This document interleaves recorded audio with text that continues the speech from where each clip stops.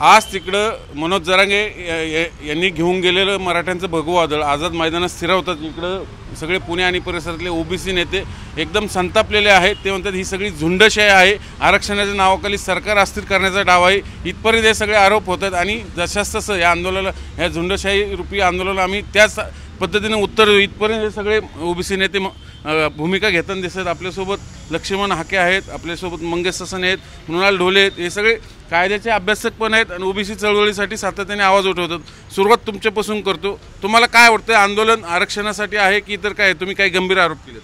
नाही, नक्कीच हे आंदोलन सामाजिक नाही आहे, जबाबदारीने सांगतो। हे आंदोलन सामाजिक नाही आहे, हे आंदोलन पॉलिटिकली मोटिवेटेड आहे। एखादा सामाजिक कार्यकर्ता एखाद्या वर्गाचं काय आरक्षण मागत असताना तिथं हे जे लोकप्रतिनिधी असतात, आमदार असतात, खासदार असतात, सत्तेतले असतात, सत्ते विरोधातले असतात, हे तुल्यबळ भूमिका घेत असतात। पण आपण बघतोय त्या संदीप क्षीरसागर, प्रकाश सोळंके, पंडित विजय सिंग, त्यानंतर ते बजरंग सोनवणे, शिवेंद्रराजे, दादा यांचीच गरज आली गेली ना, यांचीच गरज आली। यांना अक्कल पाहिजे, कुठेतरी लाज वाटली पाहिजे। तुमच्यासाठी भुजबळ आले, तुमच्यासाठी ओबीसी आले, पण कुठेतरी झुंडशाही आणि कुठल्या तरी एका नेतृत्व एका प्रस्थापित समाजाकडून कुठल्या तरी एका वेगळ्या समाजाकडे गेलंय। म्हणून या सत्तेतल्या सत्तेबाहेरच्या सर्व राजकारण्यांनी एक मोळी बांधली, एक मोठ बांधली आणि याला एक बाहुलं तयार केले, तो म्हणजे मनोज जरांगे। माझा सगळ्यांना सवाल आहे, या सगळ्या नेत्यांना, राजकारणातले भीष्म पितामह शरद पवार आहेत। पवार साहेबांचा पक्ष एका साईडला मंडल यात्रा काढतोय आणि त्यांच्याच पक्षाचे आमदार जरांगेचा गमछा घालून मनोज दादा करतात। म्हणजे नक्की महाराष्ट्रामध्ये चाललंय काय? तुम्हाला ओबीसींचं काही देणं घेणं नाहीये। कुठंतरी फडणवीसांना अडचणीत आणण्यासाठी पवारांच्या राष्ट्रवादीचं केमिकल लोचे झालं नाही, सर्वांचंच आहे। अजितदादांचे पण आमदार आहेतच ना त्यांच्यामध्ये, शिंदे सेनेचे पण आमदार आहेत, ते तुमचे उद्धव ठाकरेंचे। फडणवीसांना अडचणीत आणण्या असं म्हणायचं हे असंच दिसतंय ना, महाराष्ट्राच्या डोळ्यासमोरच आहे की गेल्या अनेक वर्षापासून मग वसंतदादा पाटील असतील, यशवंतराव चव्हाण असतील, शरद पवार असतील, महाराष्ट्राच्या राजकारणाच्या चाव्या, हे राजकारणाची पकड ही प्रस्थापित समाजाकडे होती, मराठा समाजाकडे। ते कुठंतरी 7-8 वर्षापासून फडणवीसांकडे जाताना दिसते। मग याचा आपण हाच अर्थ काढू शकतो ना, पण तुम्ही त्या कुणाला तरी सत्तेतनं खाली खेचण्यासाठी, अडचणीत आणण्यासाठी जो अजेंडा राबवलाय तो अजेंडा चुकीचा आहे। आमच्या ताटामध्ये माती कालवण्यासाठी तुम्ही मनोज जरांगेला उभा केलाय, कुठेतरी सत्ता परत घेण्यासाठी, हे चुकीचं आहे। जरांगे ही मागणी त्यांची आजची नाही, गेली 10 वर्ष ती ही सगळी मागणी करतात, त्यांनी अनेकदा उपोषण केलीत, त्यामुळे हा आरोप कितपत खरं आहे तुमचा? नाही, जरांगेची मागणी काय होती? पहिल्यांदा 58 मोर्चांची मागणी होती, वेगळं आरक्षण द्या। त्याच्यानंतर मग जरांगेंची जी काय मागणी होती की मराठा समाजाला आरक्षण द्या। मग 10% SC-BC वेगळं आरक्षण दिलंय, ते म्हणजे ओबीसीतलाच एक वेगळा प्रवर्ग करून ते मान्य नाही त्यांना। मग का मान्य नाही बरं? म्हणजे तुम्हाला तो एखादा बाळ रडलं आणि म्हणलं मला भूक लागली, त्याला एक वेगळी वाटी दिली, तर तो म्हणणार नाही मला ह्याच्यातलंच पाहिजे। याच्या आधी केंद्राने असं म्हणणं की आमचं आरक्षण ओबीसीतच टिकणं, हे टिकणारं नाही। मग EWS आरक्षण आहे, मग EWS 10% आरक्षण ना SC-BC मुळे त्यांचं, मग ते चूक कुणाची आहे? मांजराच्या गळ्यात घंटा बांधायचं काम कोण करणार आहे? अहो, पण ओबीसीचं आरक्षण मराठा समाजाला द्यायला इथं संविधान तयार नाही, इथं न्यायालय तयार नाही, इथले बॅकवर्ड कमिशन्स तयार नाहीत। गायकवाड आयोगानं तसं एक्झर्शन करण्याचा प्रयत्न केला, हायकोर्टात टिकला सुद्धा, सर्वोच्च न्यायालयानं 650 पानाचं जजमेंट दिलं, हे अल्ट्रा व्हायरस आहे म्हणून सांगितलं।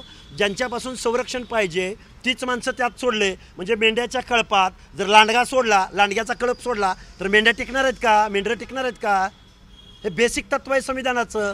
आणि कुणी सांगितलं गरिबी हटव? कुणी सांगितलं? शिक्षण आणि नोकऱ्या सांगितलं कुणी यांना? पण आता ते गर्दी बघितली सगळी, शेवटी समाज आहे, बहुसंख्य आहेत, हे सगळ्या गर्दीच्या जोरावर आरक्षण ते मागतायत आणि सरकार जर तयार झालं तर मग ओबीसींचं काय? इथल्या संविधानाचं, इथल्या लोकशाहीचं एक लक्षण आहे की या व्यवस्थेमधल्या छोट्यातल्या छोट्या घटकाच्या हिताचं संरक्षण करणं। अरे उद्या झुंडशाहीने मग आम्हाला आज आरक्षण घेत आहेत, उद्या आम्हाला बेदखल करतील, आमची घरं गावातनं काढून टाकतील, जमिनी घेतील, घेतलेले आहेत ऑलरेडी। उपजाऊ जमीन कोणाच्या मालकीचे? सुतगिरण्या कोणाच्या आहेत, कारखाने कोणाचे? आता हे सांगायला सांगून पत्रकारांचं पाठ झालंय। आता पुढं काय? कारण तिथं बसले, त्यांनी त्यांचं शक्ती प्रदर्शन केले, महाराष्ट्राला दखल घ्यावी लागते त्याची, सरकार सुद्धा अडचणीत येण्याची शक्यता आहे। अरे 10% झुंडीला जर हे सर्वपक्षीय आमदार, खासदार, पक्षनेते घाबरत असतील, आमच्याकडं हेड काउंट हा 50% आहे, 60% आहे. एकत्र कधी येणार? अरे येणार ना, एकत्र येत नाही म्हणून तर रिझर्वेशन आहे ना, यांच्यापासून संरक्षण मिळावं म्हणून रिप्रेझेंटेशन आहे. आणि तुम्ही त्यांना आमच्या बोकांडी बसवायला लागलाय, जे संविधानाला मान्य नाही, जे न्यायालयाला मान्य नाही. आणि अजेंडा काय तर सत्ता पलटवायची आहे. म्हणजे देवेंद्र फडणवीसांना मुख्यमंत्रीपदावरून खाली उतरवण्यासाठी ओबीसीच्या नरडीचा घोट घ्यायला चाललाय तुम्ही. तुम्ही आरोप गंभीर करताय. गंभीर म्हणजे काय? मनोज अरे मनोज जरांगेंचं स्क्रिप्ट पहिल्या दिवशीच ओपन झालंय ना. कोण करतंय सगळं? कोण करतंय? अजितदादा जे मांडीला मांडी लावून बसलेत, त्याचे आमदार याला पैसे पुरवतायत, निधी पुरवतायत, बॅनर लावतायत. आज बघा तो पंडित आज घोषणा देत सामील झालाय. अरे आमदारकीचा राजीनामा दे साल्या. आणि मग पुढचं बोल. मागच्या आंदोलनात त्यांचंच घर जाळलं होतं, प्रकाश सोळंकीचं जाळलं होतं, ते पण सामील आहेत. अरे मग आमचा काय नाही क्षीरसागर तिथे. अरे आमच्या ओबीसीचं काय म्हणणं ऐकणार आहे का नाही तुम्ही? क्षीरसागरांचं घर जाळलं होतं, मग आमचं काय म्हणणं ऐकणार आहेत का नाहीये? ओबीसीच्या मनात काय आहे बाबा? ओबीसीच्या आरक्षणावर काय परिणाम होईल? ओबीसी यांच्या स्पर्धेत कशा टिकतील? पण जरांगे म्हणतात आमचे ओबीसी विरोधात लढाईच नाही, ते आमचे भाऊ आहेत. मग कसं वेगळं घ्या ना, 10% दिलेलं. आणि जरांगेचं एकच म्हणणं आहे, आमचे गरीबाची लेकरं. अरे प्रस्थापित समाजातल्या गरीबाच्या लेकरासाठी त्या नरेंद्र मोदींनी 103वी घटना दुरुस्ती केली, EWS दिलं. त्याच्यामधलं 10%तलं 8.5% मराठा समाजाला उपभोग झालाय, लाभ घेतलाय. त्या चंद्रकांत पाटलांनी सभागृहात मोठ्या छाती ठोकपणे सांगितलं की 8.5% आरक्षणाचा फायदा EWSचा झालाय.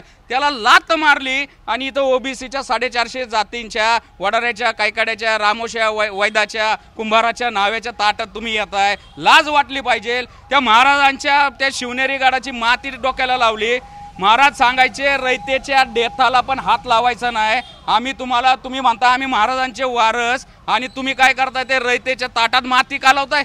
आम्हाला एवढीची 450 जातींना काय तुकडा येतोय ते खायला जात आहे. आणि तुमचं वेगळं जे सरकार नमलं झुकलं जरांगेंसमोर, त्यांना दिलं आरक्षण ओबीसीतनं, मग पुढं काय? नाही, आम्हाला लढाई तर अनिवार्य आहे. मुळात ओबीसी आरक्षणाला 2004चा तो GR आला तेव्हापासूनच घरघर लागली. त्या आता 1.5 वर्षापूर्वी ते वाशीत गेले, ते शिंदे कमिटीचं ते झालं. तुम्ही सगळे एकत्र येऊन लढणार का? हो, करो या मरो ही परिस्थिती आहे. काल नागपूरला बैठक झाली, राष्ट्रीय ओबीसी महासंघाचे तायडे वगैरे सगळी मंडळी बबनराव तायडे.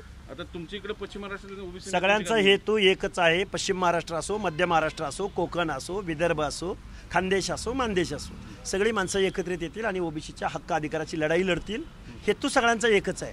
भले त्यांचे प्रदेश वेगळे. स्वरूप काय असेल? स्वरूप जन आंदोलन उभं राहील. अरे 10% लोक झुंडीने जर एकत्र येत असतील, आपण 50% आहोत ना, आपण एकत्र आल्यावर काय होईल? त्यामुळे हे ओबीसीना आव्हान करणार. नक्कीच आम्ही ओबीसींना आव्हान करतो की बेकायदेशीर मागणी मागण्यासाठी समाजाला भावनिक करून मुंबईला बोलवलं जातं.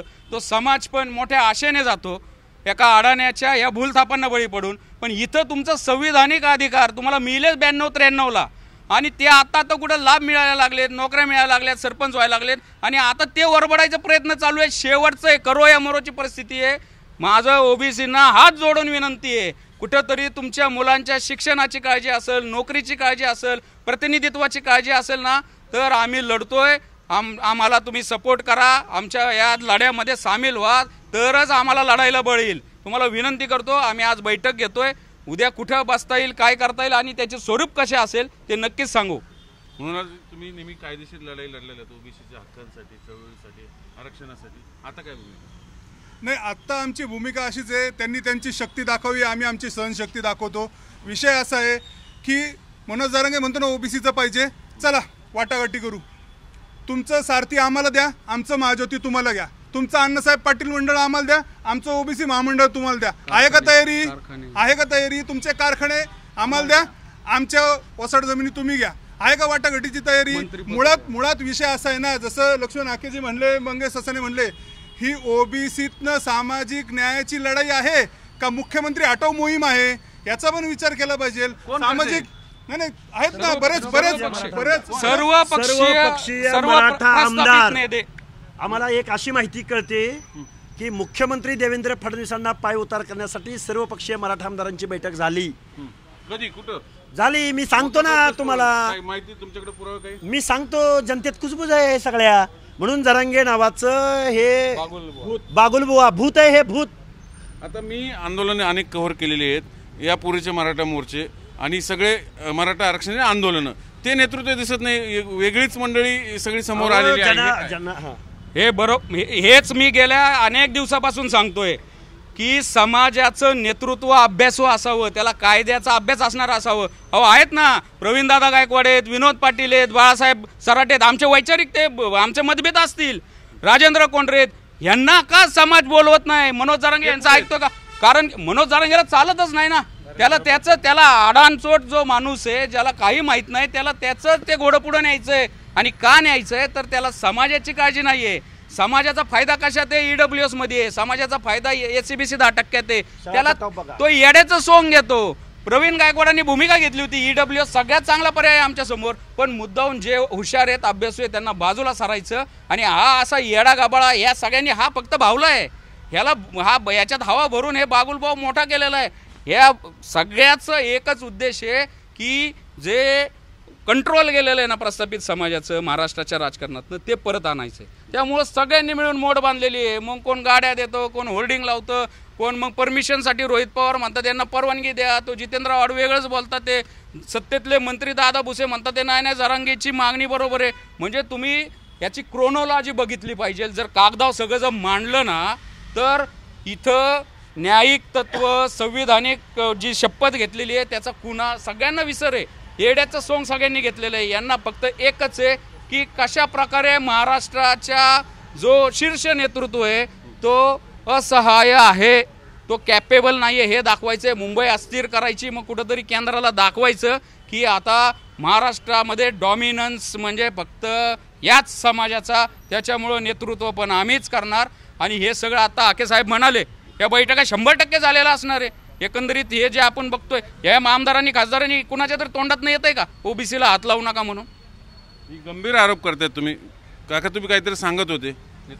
माझं म्हणणं तेच आहे की आज हा जो अडाणी माणूस हा जेवढ्या ईर्षेने लोकांना वेडा करतोय, त्याच्यामुळं कदाचित उद्या भविष्यातमध्ये आमचे जर 50-60% लोक एकत्र आले तर हा मराठा समाजाचा एक मोठा म्हणजे नुकसान होणार आहे. जे आपण पूर्वी जसं म्हणायचो की एक लाखो हा म्हणजे ते की स्वतःच्याच हाताने स्वतःच्या पायावर कुऱ्हाड मारून घ्यायचं काम आता हे मराठा समाजाचं करतो. मागच्या वेळेस जरांगे आंदोलन बसले, सगळे ओबीसी नेते तुम्ही सगळे उपोषणाला बसले, समोर आले, विरोधी आंदोलन करून ओबीसी आरक्षण वाचवण्याचा प्रयत्न केला. यावेळेस काय भूमिका आहे सगळ्यांची? नाही, यावेळेस जसं आम्ही सांगितलं की त्यांनी शक्ती दाखवू, आम्ही सहनशक्ती दाखवू. त्यांना काय करायचं ते करून दे. कायदा आमच्या बाजूने आहे, घटना आमच्या बाजूने आहे. आणि कायदा आणि घटनांनी चालणारं सरकार जर असेल तर ते निश्चित ओबीसी हिताचं संरक्षण करेल. आणि ते त्यांना जे आहे आम्ही बैठक घेऊन निश्चित याच्यामध्ये रणनीती ठरवू. पण आमची एकच मागणी आहे, या दृष्टीने एक कळलं पाहिजे की आरक्षण तुम्ही मागत असताना जातीनिहाय जनगणना झाली पाहिजे, पण जातीनिहाय जनगणनाची मागणी कधीही मनोज जरांगेंनी केली नाही. याचं सरळ कारण आहे की त्याच्या मनामध्ये पाप आहे. जातीनिहाय जनगणना जर झाली तर त्याच्यामध्ये काळं पांढरं सगळं समोर येईल, कोण किती पुढारलेलं कोण किती मागास हे समोर येईल. जर ते खरंच मागास असतील, खरंच गरीब असतील, खरंच सामाजिकरित्या मागास असतील, खरंच त्यांचं रिप्रेझेंटेशन कमी असेल तर निश्चित त्यांना आरक्षण भेटू शकतं. नाही, तो जो सर्वे सुक्रे समितीने जे आत्महत्या दाखवल्या, एक मिनिट बाबा, त्याच्यात असं आहे की तो सर्वे झाला, सर्वेला कायदेशीर आधार नसतो, सर्वेला कोर्टात चॅलेंज करता येतं. जात नियोजक गणना जी असते, सेन्सस जे असतं, सेन्ससला चॅलेंज करता येत नाही, कारण ते केंद्र सरकार करतं. सेन्सस करण्याचा अधिकार कुठल्याही राज्याला नाहीये, फक्त सर्वे झाला. जो सर्वे झाला तो कोर्टात चॅलेंज आहे. आणि ते सर्वेमध्ये पण बरीचशी बोगसगिरी झालेली आहे. ती मंगेश भाऊ आम्ही सगळे कोर्टामध्ये चॅलेंज करतोय. गायकवाडच्या वेळी सर्वे झाला होता, त्या सर्वेला होते कचऱ्याच्या डब्यात टाकलं, त्या सर्वेला, याही सर्वेला कचऱ्याच्या डब्यात टाकलं येईल. म्हणून जातीनिहाय जनगणना होणं गरजेचं, कास्ट सेन्सस होणं गरजेचं आहे. मनोज जरांगे कधी कास्ट सेन्ससच्या बाजूनी बोलत नाही, कारण त्यांना सत्य समोर आणायचं नाही. हे सगळं ढोंग जे चाललेलं आहे हे फसवण्याचं झालेलं आहे. तो स्वप्न का सौदागर आहे, फक्त स्वप्न विकतोय, बाकी काही नाही. तुम्ही स्वतः राज्य मागासवर्गाचे सदस्य होता, हे जे सर्वेक्षण झाले तुम्ही गंभीर आरोप करताय. मग हा बोगस सर्वे आहे. सुक्रे समितीने जी आत्महत्या दाखवल्या, जी कागद दाखवली, ही बोगस आहेत, बोगस. 90% मराठा समाजाच्या शेतकऱ्यांची आत्महत्या टिकणार नाही. मनोज जरांगे ओबीसी टिकणारच नाही. अरे पण तुम्ही सर्वे करा ना प्रॉपर. नाही, नक्कीच टिकणारच नाही. टिकणारच नाही. त्यांना माहिती ना केलंय काय, ऐका ना. हे गौड बंगाल काय केलं असं आहे ना की ज्या कमिशनचा अध्यक्ष 15 दिवसापूर्वी जाऊन मनोज जरांगेचे पाय दाबत दाबतो होता. तो काय करणार Partial आहे? वागणार. हे प्री बायस्ड आहे, दिसतंय, पूर्वग्रह दूषित आहे. त्या अध्यक्षच पाय दाबत होता मनोज जरांगेचे, तो काय फोटो सर्वे व्हायरल देणार आहे? फोटो व्हायरल झाला. जरांगेचं बरोबर आहे की म्हणते हे टिकणार आहे, मग आम्हाला ओबीसीत न पाहिजे, त्यांची मागणी अहो, थोडी पण चुकीची मग टिकणार नाही म्हणजे तुमचं सामाजिक मागासच नाही येत ना. मग तुम्ही कसं काय टिकणार मागणार? नाही. असंच भेटेल. तुम्ही मागणार कशासाठी?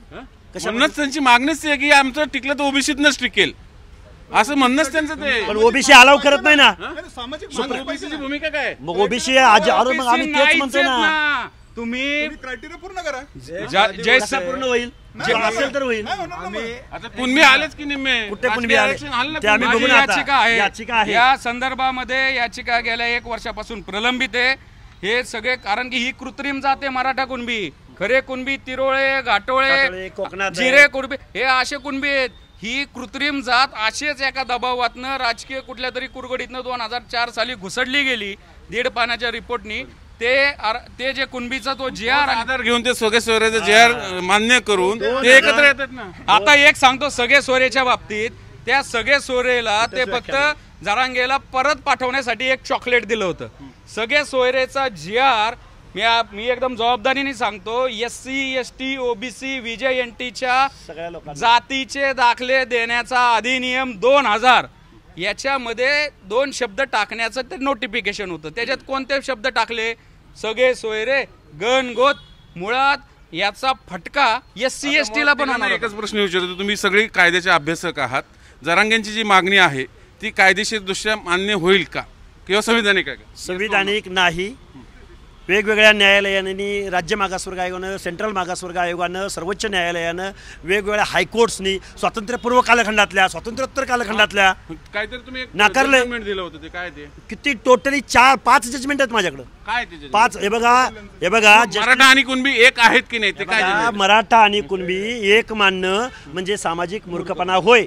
जस्टिस मार्लापल्ले, तत्कालीन औरंगाबाद बेंच 2005 आहे. मागणीच आहे की मराठा आणि कुणबी एक मानास आरक्षण मिळून जाईल. न्याय व्यवस्था मानायला तयार नाही, संविधान मानायला तयार नाही, आयोग मानायला तयार नाही. जरांगेची जी मागणी ऑलरेडी न्यायालयाने फेटाळली असं तुमचं न्यायालय अरे किती लोकांनी फेटाळायची? नाही. परवा उद्या जयश्री पाटील विरुद्ध स्टेट ऑफ महाराष्ट्र 2021ला जो 5 मे 2021ला जे जजमेंट आलं, म्हणजे गुणरत्न सदावर्ते ज्याच्यात होते, त्या जजमेंटमध्ये स्पष्टपणे सांगितलेलं आहे की मराठा आणि कुणबी या 2 वेगळ्या जाती आहेत, त्यांना एकत्र मानता येणार नाही. हे 21चं जजमेंट आहे. मला दुसरी गोष्ट अशी सांगायची मागणीच नाही ठीक आहे ना, ते काही मागतील. त्यासाठी ते सगळे सोयरे गॅजेट, औरंगाबाद, हैदराबाद हे सगळे उद्या जरांगे म्हणतील मला मुख्यमंत्री म्हणा आणि मंत्रालयाच्या 7व्या मजल्यावर मला ऑफिस द्या. जरांगे येते तर काही म्हणू शकतात. ते 6 महिन्यांनी म्हणतील आता आम्हाला म्हणावं STचं आरक्षण द्या, आम्ही पण भटकतो इकडे तिकडे, आमच्या पण शेत्या डोंगराला आहेत. जरांगे आहेत काय म्हणू शकतात, कारण की त्यांना आमदार खासदारांचा सपोर्ट आहे. मुळात असं आहे ना की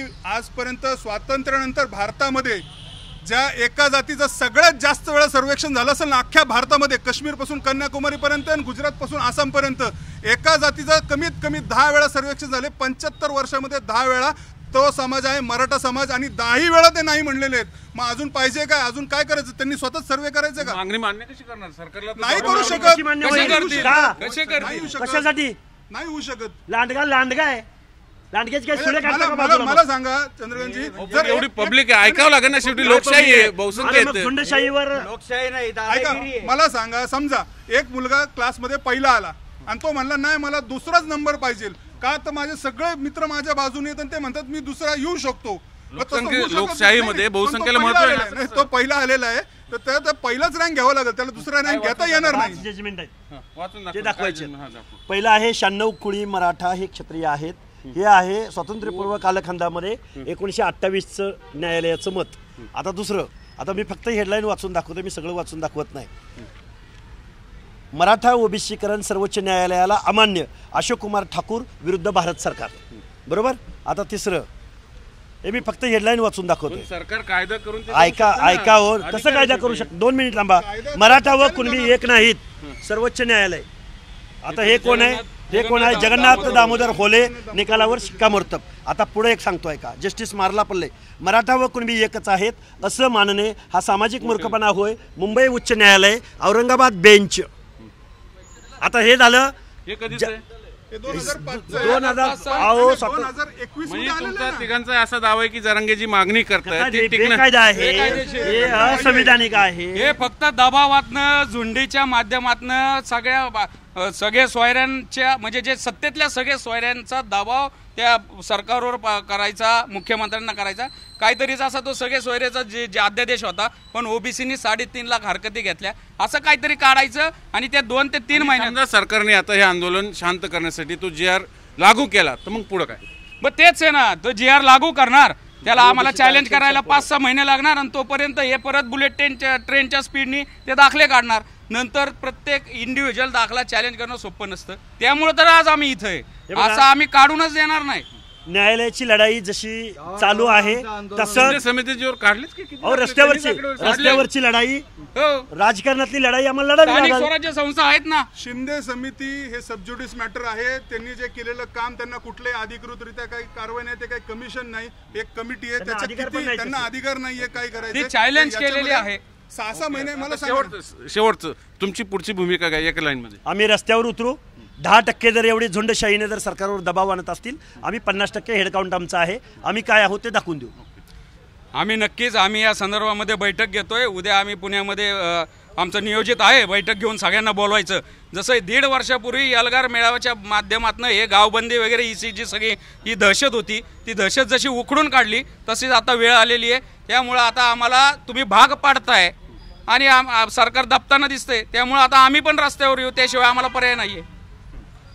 मनोज जरांगे त्यांच्या साथीदारांना काय करायचं ते करून द्या. शेवटची लढाई ही न्यायालयीन आहे. संविधान आमच्या बाजूने, न्याय आमच्या बाजूने, कायदे आमच्या बाजूने. त्यांनी काहीही केलं, सरकारने बळी येऊन जरी त्यांना आरक्षण देऊन टाकलं तरी आम्ही ते न्यायालय टिकवून देणार नाही. मला वाटतं या तिघांच्याही भूमिका अगदी स्पष्ट आहेत. बघू आता सरकार नेमके काय भूमिका घेते. Video journalist Nitin Sandbhor, Chandranath Munde, Zee Media, Pune.